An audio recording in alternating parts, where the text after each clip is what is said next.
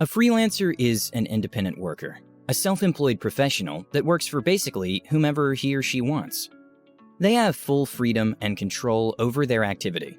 They set their own prices, they can fire clients whenever they want, and they can choose to work where and whenever they want, depending on what service you offer, of course. When you're a freelancer, you are your own boss, and you can become one with almost any skill that can be offered independently. This skill might be video making, writing, copywriting, counseling, video editing, voiceover, coding, social media management, and much more. First, you obviously need to have your skills in place. So no matter what you want to offer, you must know how to offer that service.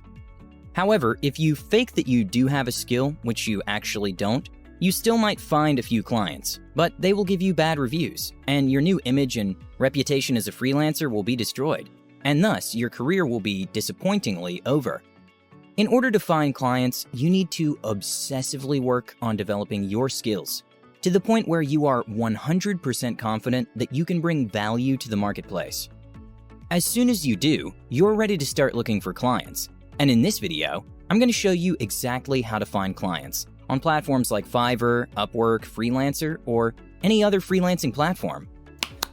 What is a freelancing platform? A freelancing platform is nothing more than a website that bridges freelancers with people who need their services. To better explain this to you, here's Robert. Robert is a video editor. He's 18 years old. Robert has been editing videos and making short films for the past few years, but now he's ready to start offering his editing skills to the marketplace and make some money. Robert isn't really extroverted. In fact, he's rather introverted. He doesn't like calling businesses, talking over the phone, or having stressful face-to-face meetings. However, that's not a problem here because he can find clients in a much more effective way. So, he starts by creating an account on one of the freelancing websites. Let's say Upwork, for example. After having registered, he goes to find the Work tab, and he finds a bunch of posts of people looking for someone like him. It is literally like his Instagram or Facebook feed, but there are no cat videos. Those are all businesses and individuals looking for someone to help them with their editing. Robert can send proposals to any of those posts, telling potential clients why he's a great fit for the job. He can talk about his experience and his past projects, and basically just sell himself as the best option. If they think that he's a good fit for the project, they will hire him and pay him through the freelancing platform. And here's how to get clients. So now you know how a freelancing platform works and how you're supposed to find your clients. But here's the thing. You'll probably start by sending a large number of proposals to a lot of jobs in the hope that someone will give you an opportunity. But before you do that, I want you to understand something. Nobody trusts you. And why should they? You have no track record on the freelancing website. You have no positive or negative feedback. You have nothing. It's very hard to get a client for this specific reason. You have no credibility. So the question is, how do you build that credibility? In order to become successful on freelancing platforms like Upwork or Fiverr or any other freelancing platform, you need to sacrifice a little, especially in the beginning. Your priority, or let's call it mission, is simple. Get positive reviews. As soon as you start looking for clients, and hopefully you do land some, your first goal is to get great reviews. These great reviews will be the feedback that will help you find new clients. It'll be a little credibility point added to your profile and image. You need that in order to find future clients. So here's what I want you to do. When you get your first client, don't just do what they ask for. You have to over-deliver and even give them a discount. This client has to love you so much that they have no choice other than to give you a 5-star review, with compliments all over it. In order to make sure that you get that feedback and over-deliver for nothing, literally ask for it.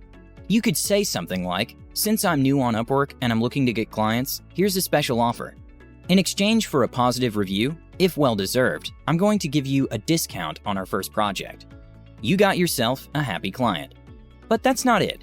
In order to craft a decent proposal that grabs their attention, you need to do more than that.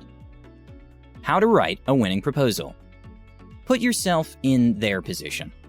You are looking for a video editor. You post the job post, and immediately dozens of freelancers send proposals to convince you to work with them.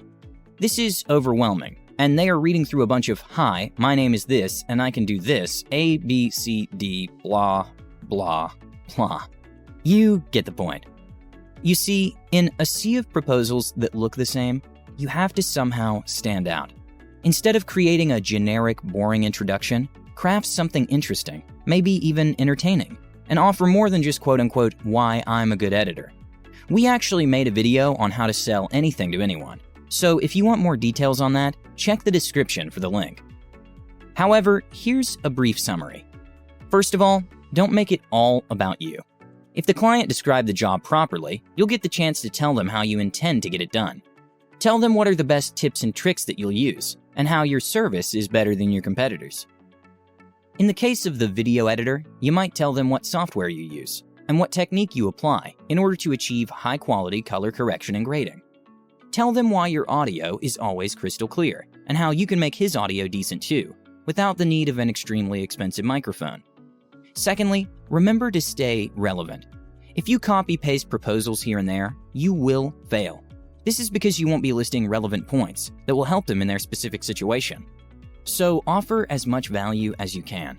Choose well-described jobs in order to personalize your proposals, and tell them what type of person you are. But a winning proposal is still not enough. You need that credibility, and you can use your profile to enhance it. Crafting a winning profile. So the client will read your proposal, and they'll say, interesting, but let me check their profile. And that's where you need to be flawless. Since you have no reviews, all the rest needs to be on point, from the profile picture to your bio. The picture needs to be professional, but don't overdo it or you'll look like a pushy tryhard. Keep it simple. A nice picture of you smiling should be enough. This is the image the clients will have of you, and it's important that they can clearly see your face. This way, they won't only associate you with some words on a screen, but an actual human being, and that helps build a strong professional relationship. When talking about yourself, use the same philosophy that you'd use for the proposal. Don't just talk about yourself and how good you are. Actually describe your experience and how you can help clients. Keep it alive and entertaining. Also, make your portfolio so full of content that they will struggle to go over all of it. This will prove that even though you don't have experience on that website, or even with clients in real life, you do have the skills to get the job done. Here's a mistake I see a lot of people make when they're just getting started. In order to get more clients, they think that it's a good idea to tell people that you can offer almost anything. That is wrong. Instead of appearing as a jack of all trades but master of none, you have to specialize in a very specific field. This may seem counterintuitive, but it will give you more clients than if you tried to reach everyone. There's one principle that is widely used in sales. It's called aim narrow, reach wide. You have to aim for a very specific audience, and then reach as many as you can from that category. This will also make you appear as the perfect person for the job. Let me give you an example. So you're a video maker, but not just a video maker, you create and edit footage specifically for restaurants. Here's Josh, and he's the owner of a pretty successful Italian cuisine restaurant. He's looking for someone to create a B-roll sequence for his business, and he's presented two options. He can either choose you, a specialized restaurant filmmaker, or any filmmaker that does any footage whatsoever. Guess who he's going to choose? Comment below the answer. How Upwork works. So up to now, I've talked to you about how, generally speaking, freelancing works. But in order to give you more perspective on the business model of freelancing websites, I'm going to describe to you the business model of Upwork. In order to make money, Upwork charges freelancers a 20% fee for every completed project. This means that if you're given a project for $100, you are going to actually receive $80, since 20% goes to Upwork. This might seem like a lot, and it is, but that's not the only way Upwork stays profitable. Upwork also charges a small monthly fee to both clients and freelancers for their Plus subscription, which offers a few advantages here and there. Upwork, in particular, is very well designed in my opinion. In order to avoid spam and stop people from just copy-pasting proposals everywhere, every freelancer has a limit on the number of proposals that you can send.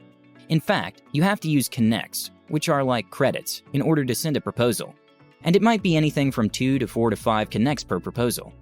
This isn't too much, it's acceptable, but it will be a problem at the beginning, since you're basically going to send proposals to a lot of people. And in the case you deplete your connects, you have to buy more. This is very good for clients, since freelancers are forced to only send proposals to jobs that are really worth it, and that they actually have the skills for it.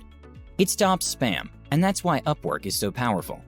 There are many websites that do this, but Upwork is particularly good if you want to be protected and find high-quality clients, both short and long-term. And that's it for the video. As you can see, it isn't that hard, but you do have to work hard to get your first clients. From there, you can start setting your own prices, get big and more important clients, and work on awesome projects. Until then, you'll have to learn from every mistake and always aim to improve your proposals, your profile, your portfolio, and more. If you enjoyed this video, don't forget to hit that like button. We're actually developing awesome content that will help you make more money and improve yourself faster. We want you to tell us what you need help with and what you'd like to see next. To participate, click the link in the description and take the short survey. It's very quick, won't take you longer than 2 minutes, and it'll help us improve this channel. Also, subscribe to our channel if you haven't yet. Here on Practical Wisdom, we're all about creating high-quality content on finance, entrepreneurship, making money, mindset, and the occasional self-improvement video, plus much, much more. You don't want to miss out, so hit the subscribe button and the bell icon. With that said, thanks for watching, and I'll see you in the next one.